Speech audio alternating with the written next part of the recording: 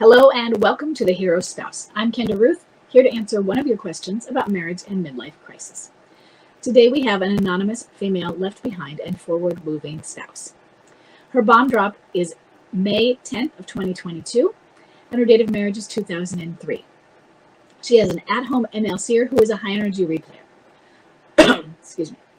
She says, after about 4 months of us agreeing that we would not work on our relationship to give my wife space to work on her own issues, she has now agreed to go to couples counseling. We're only about 7 months post-bomb drop. Is couples counseling a good idea, or will this just interrupt her own forward progress? I don't know about forward progress. Counseling can do that, but when we think about counseling, and you may have been read how counseling is not recommended in early MLC. Counseling can be traumatic. It's not a good idea. Counseling doesn't work. All of those things. It's not necessarily because it interrupts their forward progress. It's counseling. It can be a very traumatic experience when you go together and your MLCer blames you for everything. Just in the safe space of the counseling, now they can spit it all out. Now, oftentimes they spit it all out outside of the safe space, but for some, they haven't done that. Or now's when they are going to pop the, I want a divorce. Or now's when they give more blame. Or now's when they tell you about the alienator. There are so many things that come out of couples counseling. Or it just goes in there and it's a back and forth, he said, she said. And the counselor, well, they're supposed to be neutral, right? But what does neutral mean?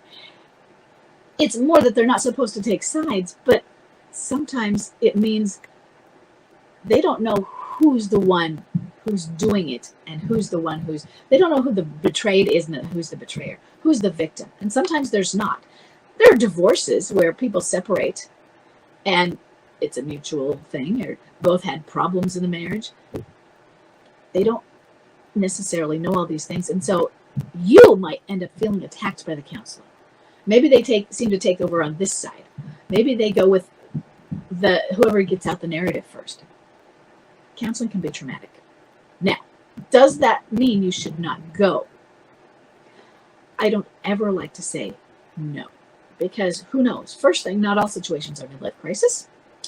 And I don't want you to not try something that might be beneficial, because you can always stop.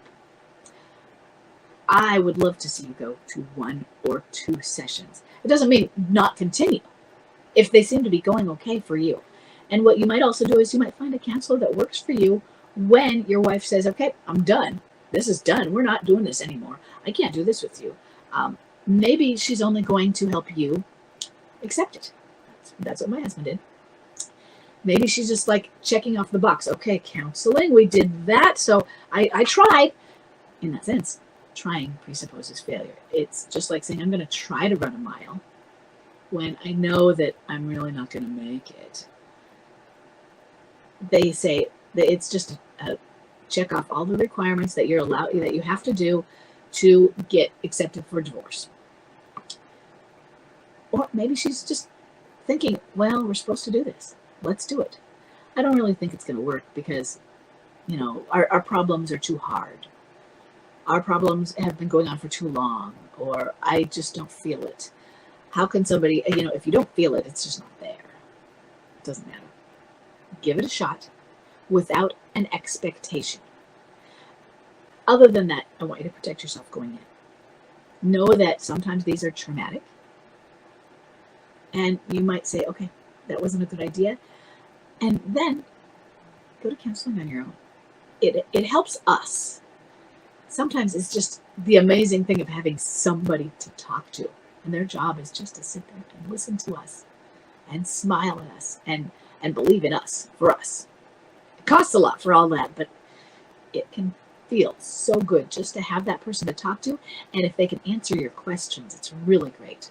Some, they nod, and, well, that sounds, why don't you tell me about it? How did that make you feel? If you can get dialogue back and forth, it really does feel good. So I want you to go to counseling with her, but I don't want you to have an expectation that this is going to get you to reconciliation now or fix your marriage now. If, and I always say if this is a midlife crisis, you have a longer road ahead of you. Many do say women have a shorter crisis than men. I still say it's 3 to upwards of 7 years. So if it's upwards of 7 years, it could, we have those that are at 10, but we have those that are at 5. And so men might be at the 10 and women might be at the 7 or whatever. I say the 7 because that's pretty much the standard, but it can go outside of that, and it's more than just outliers that go outside of the 7.